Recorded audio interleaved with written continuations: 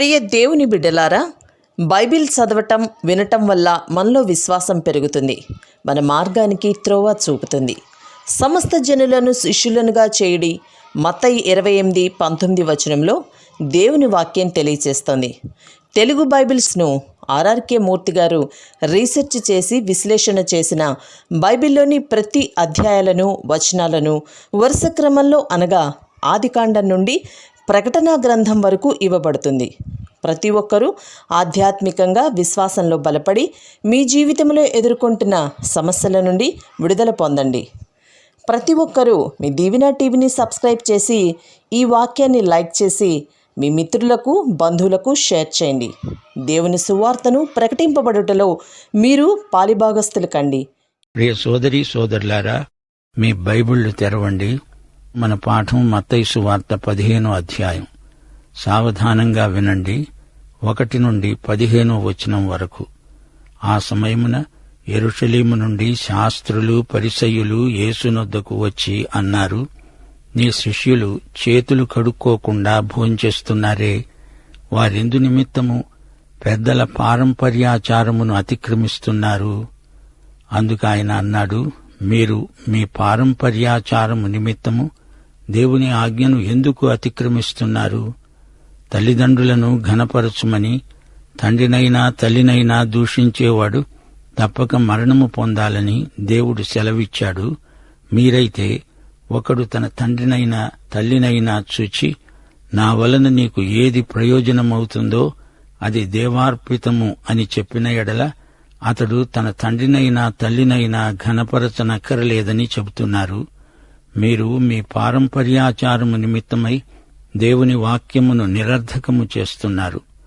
వేషధారులారా, ఈ ప్రజలు తమ పెదవులతో నన్ను ఘనపరుస్తారు గాని వారి హృదయము నాకు దూరముగా ఉన్నది. మనుష్యులు కల్పించిన పద్ధతులు దైవోపదేశములని బోధిస్తూ వారు నన్ను వ్యర్థముగా ఆరాధిస్తున్నారు అని యెషయా మిమ్ములను గూర్చి ప్రవచించిన మాట సరిగానే ఉంది అని చెప్పి ఆయన అన్నాడు, మీరు విని గ్రహించండి. నోటపడేది మనుష్యుణ్ణి అపవిత్రపరచదు గాని నోటి నుండి వచ్చేదే మనుష్యుణ్ణి అపవిత్రపరుస్తుంది. వింటున్నారా? మతనాయకులతో యేసు ఎదుర్కొన్న సంఘర్షణ ఈ అధ్యాయంలో వివరంగా చెప్పబడింది. యెరూషలేములోని మతనాయకులు యేసు ఏమి చేస్తున్నది గమనించి చూస్తున్నారు. కొందరు నాయకులు గలిలయ ప్రాంతానికి పనిగట్టుకుని వచ్చి యేసుతో వివాదానికి తలపడ్డారు. భోజనానికి ముందు చేతులు కడుక్కోవడం ఒక ప్రత్యేక మతాచారంగా పాటిస్తారు రబ్బీలు. ఈ పారంపర్యాచారం మోషే ఏర్పరిచింది కాదు, రబ్బీలు రూపొందించింది. కడిగేది చేతులే కాదు, పాత్రలు, గిన్నెలు, పరికరాలు కూడా శుద్ధి చేస్తారు. దేవుని వాక్యం కంటే వీరికి ఈ పారంపర్యాచారం ముఖ్యమైంది. తల్లిదండ్రులను సన్మానించాలని మోషే ధర్మశాస్త్రం శాసించింది. ఇది 10 ఆజ్ఞలలో 5వ ఆజ్ఞ. అలా తల్లిదండ్రులను ఘనపరచని వానికి మరణశిక్ష విధించాలి. ఈ ఆజ్ఞను వీరు ఉల్లంఘిస్తున్నారు.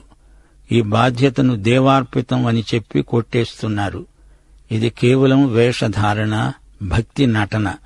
తల్లిదండ్రులను గురించిన బాధ్యతలను తప్పించుకునే ఉపాయం ఇది. యెషయా 29వ అధ్యాయం 13వ వచనంలో ఇలాంటి వేషధారులను దేవుడు గద్దించాడు. మనుషులు కల్పించుకున్న పారంపర్యాచారాలను తెచ్చి అమలుపరుస్తారు. వీరి హృదయాలు దేవునికి విరోధంగా దూరంగా ఉన్నాయి.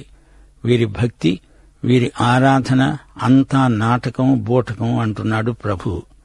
వాక్యాన్ని వీరు నిరర్ధకం చేస్తున్నారు. మానవులు కల్పించిన పద్ధతులు దైవోపదేశములని బోధిస్తూ నన్ను వ్యర్థముగా ఆరాధిస్తున్నారు అన్నాడు దేవుడు.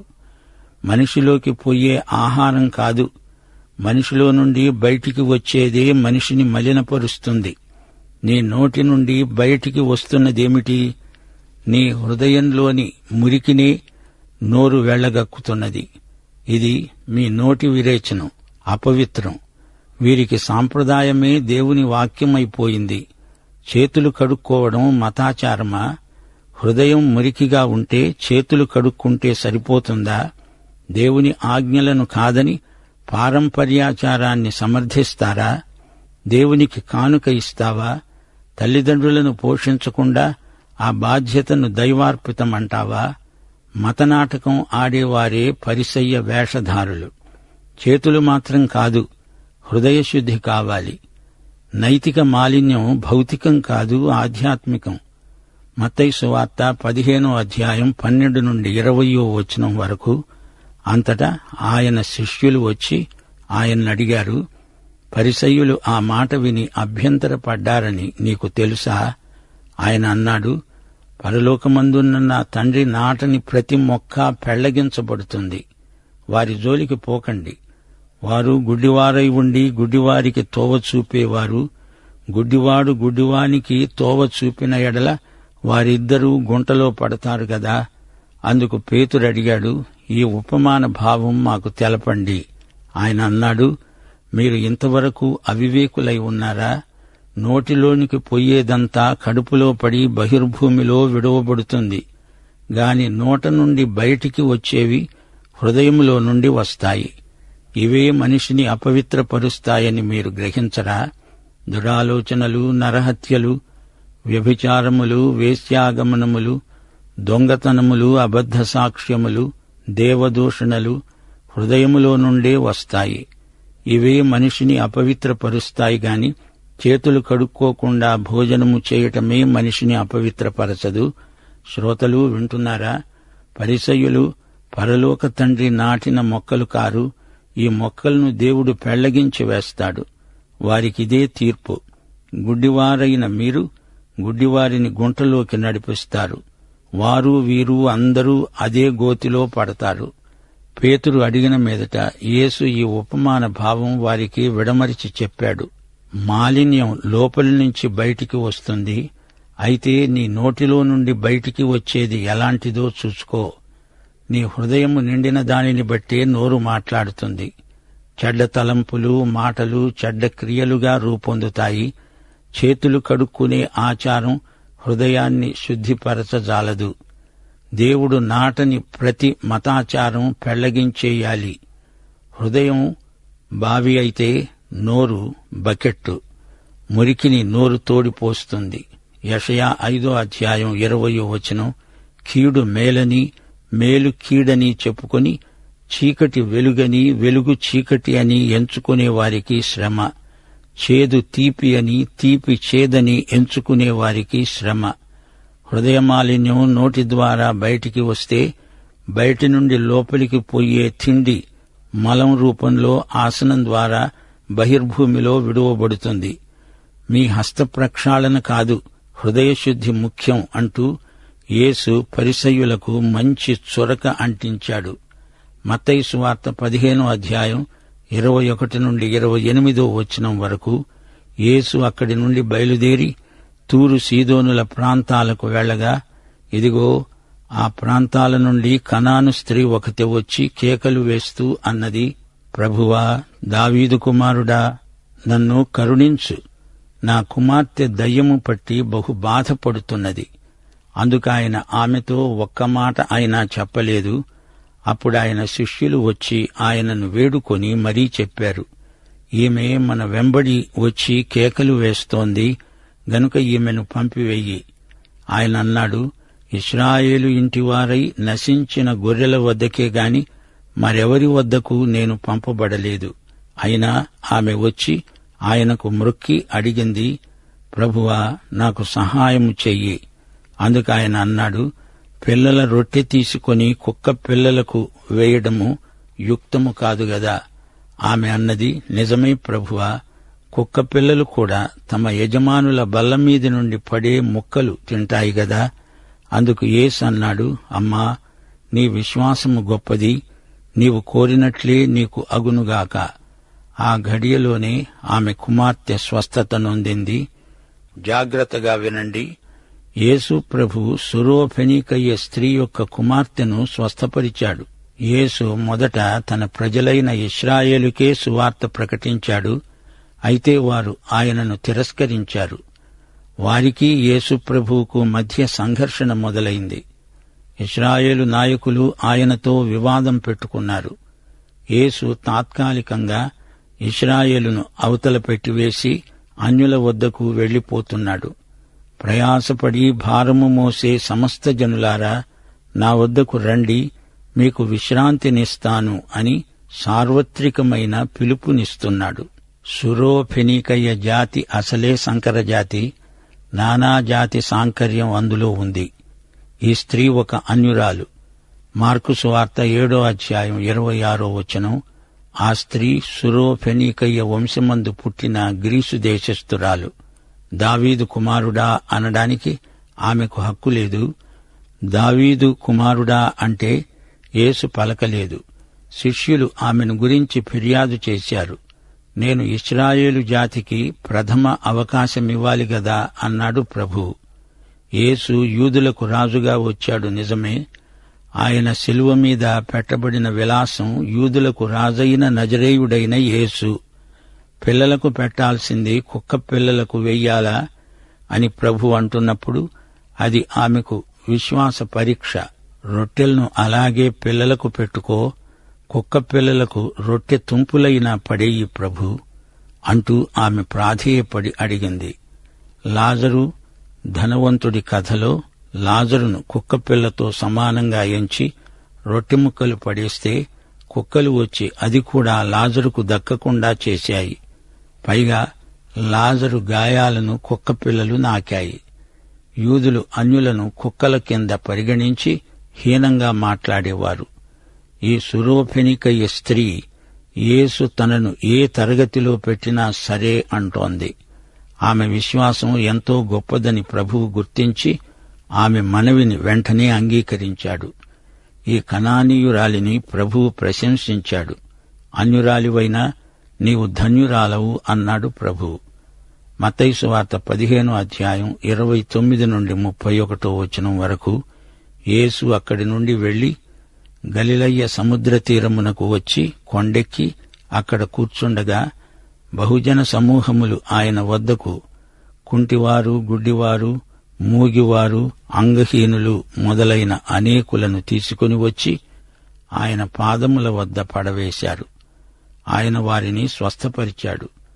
మూగవారు మాట్లాడడము, అంగహీనులు బాగుపడడము, కుంటివారు నడవడము, గుడ్డివారు చూడడము జనసమూహము చూచి ఆశ్చర్యపడి ఇశ్రాయేలు దేవుణ్ణి మహిమపరిచారు. యేసు చేసిన అద్భుత స్వస్థతలు ఆయన దేవత్వానికి సమగ్రమైన రుజువులు. అందరూ బహిరంగంగా చూచారు, నమ్మారు, ప్రభువును మహిమపరిచారు. మత్తయి సువార్త 15వ అధ్యాయం 32 నుండి 39వ వచనం వరకు. అంతటా యేసు తన శిష్యులను పిలిచి అన్నాడు, ఈ జనులు నేటికి 3 దినముల నుండి నా వద్దనే ఉన్నారు. వారికి తినడానికి ఏమీ లేదు గనుక వారి మీద కనికరపడుతున్నాను. వారు మార్గములో మూర్ఛపోతారేమో అని వారిని ఉపవాసముతో పంపివేయడానికి నాకు మనస్సు లేదు. ఆయన శిష్యులు అన్నారు, ఇంత గొప్ప జనసమూహమును తృప్తిపరచడానికి కావలసిన రొట్టెలు అరణ్య ప్రదేశములో మనకు ఎక్కడ్నించి వస్తాయి? యేసు వారినడిగాడు, మీ వద్ద ఎన్ని రొట్టెలున్నాయి? వారన్నారు, 7 రొట్టెలు కొన్ని చిన్న చేపలు ఉన్నాయి. అప్పుడాయన నేలమీద కూర్చోండని జనసమూహానికి ఆజ్ఞాపించాడు.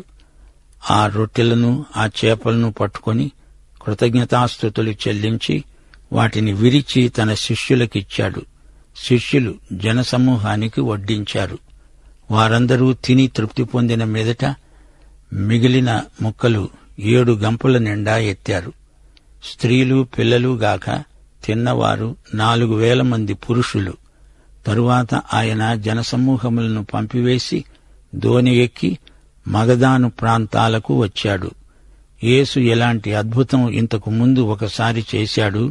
ఇందులో యేసు కనికరాన్ని మనం చూడగలం. యేసు మెస్సియాగా వారికి ఎన్ని అద్భుతాలు చేసి చూపించినా వారు ఆయనను రాజుగా మెస్సియాగా గుర్తించటం లేదు. శిష్యులు కూడా ఈ సత్యాన్ని పూర్తిగా గ్రహించలేకపోతున్నారు.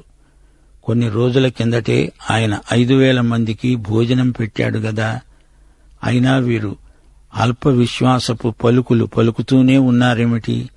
ఇంతమందికి చాలినన్ని రొట్టెలు ఎక్కడ్నించి తేవాలి అని మళ్లీ అదే పాట పాడతారేమిటి? ప్రియ విశ్వాసీ, అల్ప విశ్వాసము, అవిశ్వాసము ఈ రెండూ పాపమే. రోమాపత్రిక 14:23 విశ్వాస మూలము కానిదేదో అదంతా పాపమే. హెబ్రీ పత్రిక 12:1 ఇంత గొప్ప సాక్షి సమూహము మేఘము వలె మనలను ఆవరించి ఉన్నందున మనము కూడా ప్రతి భారమును, సులువుగా చిక్కులు పెట్టే పాపమును విడిచిపెట్టి విశ్వాసమునకు కర్త, దానిని కొనసాగించేవాడు అయిన యేసు వైపు చూస్తూ మన ఎదుట ఉంచబడిన పందెములో ఓపికతో పరిగెత్తుదాము. ప్రతి భారము అంటే ఏమిటి? ఈ భారము అల్ప విశ్వాసము, అవిశ్వాసము. యేసును పూర్తిగా నమ్మాలి. ఈ సమస్య విశ్వాసికి వ్యక్తిగతమైనది. ఈ పాపం విశ్వాసిని సులువుగా చిక్కులు పెడుతుంది. యేసు ప్రభువు ఎంతో మందికి ఆహారం పెట్టిన సందర్భమిది. వీరు 4,000 మంది పురుషులు, ఇంకా స్త్రీలు, పిల్లలు, వచ్చిన వారందరూ కుటుంబాలుగా కదలి వచ్చారు. మొత్తం ఇంచుమించు 12,000 మంది అవుతారు. ఇది యేసు ప్రభువు గలిలయ ప్రాంతంలో చేసిన సేవ. మగ్దల గలిలీ సముద్ర తీర ప్రాంతంలోని ఊరు. యేసు శిష్యులు తమ విశ్వాసాన్ని ఇంకా పెంపొందించుకోవలసి ఉంది. మతనాయకులతో వివాదం పరిష్కారమైనట్లే యేసు వారిని వదిలేశాడు. శిష్యులు విశ్వాసమందు ఎదగడానికి ప్రభువు కొన్ని అవకాశాలు వారికి సమకూరుస్తున్నాడు. వింటున్నారా? యేసు యూదులకే కాదు, అన్యులకు కూడా రక్షకుడు, ప్రభువు. 1000 ఏండ్ల పాలనలో ఈ వాస్తవం రుజువవుతుంది. 1000 ఏండ్ల పరిపాలన దేవుని ప్రాయోజిత కార్యక్రమం. లూకాసు వార్త 7:13 నాయీను విధవరాలి కుమారుణ్ణి ఆయన బతికించటంలో ఆయన కనికరాన్ని గుర్తించండి. 7 రొట్టెలు కొన్ని చేపలు తీసుకొని అంతమంది ప్రజలకు ఆహారం పెట్టాడు. ఈసారి రొట్టె ముక్కలతో 7 గంపలు నింపాడు. అపొస్తల కార్యములు 10-11 అధ్యాయాలలో జరిగిన చరిత్ర అంతా కొర్నేలి అనే అన్యుని ఇంట్లో ఇశ్రాయేలు వారి మధ్యనే. దేవుని సంకల్పం సార్వత్రికమైనది. రకరకాల రోగులను ఆయన వద్దకు తెచ్చారు. అప్పుడాయన కొండమీద కూర్చొని ఉన్నాడు. కీర్తనలు 136:25 సమస్త జీవులకు ఆయన ఆహారమిస్తున్నాడు. ఆయన కృప నిరంతరము ఉంటుంది. దేవుడు 1000 కొలది మందికే కాదు, కోట్ల కొలది మందికి దినదినము ఆహారం పెడుతున్నాడు. కీర్తనలు 104:27 గేయకారుడు గానం చేస్తున్నాడు. సముద్ర ప్రాణులకు సైతము తగిన కాలమందు ఆహారమిస్తావు. అవన్నీ నీ దయ కోసము కనిపెట్టుకుని ఉన్నాయి. 145 కీర్తన 15 సర్వజీవుల కన్నులు నీవైపు చూస్తున్నవి. దేవా, తగిన కాలమందు నీవు వారికి ఆహారమిస్తావు. ప్రియ సోదరుడా, సోదరి, యేసు ప్రభువు ప్రజల ఆకలి తీర్చి వారికి తృప్తి కలిగించి పంపించాడు. 2 సార్లు అధిక సంఖ్యలో ప్రభు ప్రజలకు ఆహారం పెట్టాడు. అయితే ప్రతిరోజు అలాగే ప్రజలకు ప్రభువు సంతర్పణలు చేస్తాడని కాదు. ప్రతి ఒక్కరూ కష్టించి పనిచేయాలి, ఆహారం సంపాదించుకోవాలి. ప్రభువు అక్కడి నుండి మరో చోటికి కదలి వెళ్లాడు. ఆయన ఈ లోకంలో మేలు చేస్తూ సంచరించాడు. యేసు వెలుగు లోకం నలుమూలలకు ప్రసరించింది. ఈ అధ్యాయంలో యేసు ప్రభువు గొప్ప ప్రవక్తగా ప్రబోధాలు చేశాడు. గొప్ప వైద్యుడుగా రోగులను స్వస్థపరిచాడు. గొప్ప కాపరిగా గొర్రెలను మేపాడు. గొప్ప విజేతగా సైతానును గద్దించి పారద్రోలాడు. మహాదాతగా ఆకలి కడుపులకు సమృద్ధి ఆహారం సరఫరా చేశాడు. మతాచారాలు, పితృపారంపర్యమైన వ్యర్థ ప్రవర్తనను గద్దించాడు. మానవ హృదయంలోని మాలిన్యము ఎంత అనారోగ్యకరమో తేటగా చూపించాడు. కనానీయ స్త్రీ యొక్క కుమార్తెలో నుండి దయ్యాన్ని వెళ్లగొట్టాడు. తమ సాంప్రదాయాలనే వాక్యం కంటే ముఖ్యంగా ఎంచే మతనాయకులకు శ్రమ. దేవుని వాక్యాన్ని తమ సాంప్రదాయాలను సమర్థించుకోవడానికి వాడుకునే వారికి శ్రమ. చివరికి ఆరాధన అనేదాన్ని ఆధ్యాత్మికంగా కాకుండా సాంప్రదాయిక మతం తాలూకు తంతుగా మార్చేశారు. ఆరాధన అంటే ఏమిటనుకున్నారు? దేవుని పరిశుద్ధత నీ మనస్సాక్షిని ఉజ్జీవపరిచేదే ఆరాధన. ఆరాధనలో దేవుని చిత్తం నీ మనసును బలోపేతం చేస్తుంది. దేవుని సౌందర్యం నీ ఊహను పవిత్రపరుస్తుంది. ఆరాధన దేవుని ప్రేమకు నీ హృదయాన్ని తెరుస్తుంది. నీ చిత్తాన్ని దేవుని చిత్తానికి లోబరుస్తుంది. ఆరాధన మత వ్యాసంగం కారాదు గాని పరిసయ్యులు ఆరాధనను మత సంబంధమైన భారంగా కాడిగా మార్చి దాన్ని ప్రజల మీద మోపారు. పరిసయ్యుల మతమంతా బాహిరమైన ఆచారకాండ మాత్రమే. యేసు ప్రేమ పక్షపాతమెరుగదు. యూదేతరులను అందరినీ ఆయన ఎంతో ప్రేమించాడు. యేసే జీవాహారం అనే సత్యం మత్తయి సువార్తలో పదే పదే నిరూపించబడింది. అనేక మంది ప్రజలకు ఆహారం పెట్టడంలో వారు గొప్ప ఆధ్యాత్మిక సత్యాన్ని నేర్చుకున్నారు. యేసే జీవపు రొట్టె, జీవాహారం. మనుషుల ఆత్మలను నిత్య జీవార్థమై బ్రతికించే ఆధ్యాత్మిక మన్నా, అక్షయాహారం యేసే. వింటున్నారా? ఈ స్వస్థతలన్నిటిలో, ఈ ఆహారం పంచిపెట్టడంలో దేవుని కనికరాన్ని మనం చూడగలం. అన్యులను ప్రేమించాడు యేసు. నిష్పాక్షికంగా ఆయన సమస్త మానవులకు తన ప్రేమను రుచి చూపించాడు. జీవాహారము యూదులకే కాదు, ఇతరులకు కూడా. ఈ సత్యమేమిటో యేసు చెప్పడమే కాదు, వారికి చేసి చూపించాడు. యేసునే ఆహారముగా, పానీయంగా స్వీకరించడమే ప్రభువు బల్ల సహవాస సంకేతం. లవొదికయ సంఘంతో ప్రభువు ఏమన్నాడు? నీవు తలుపు తీస్తే నీ వద్దకు వస్తాను, నాతో నీవు, నీతో నేను భోజనం చేస్తాము. పాఠం సమాప్తం.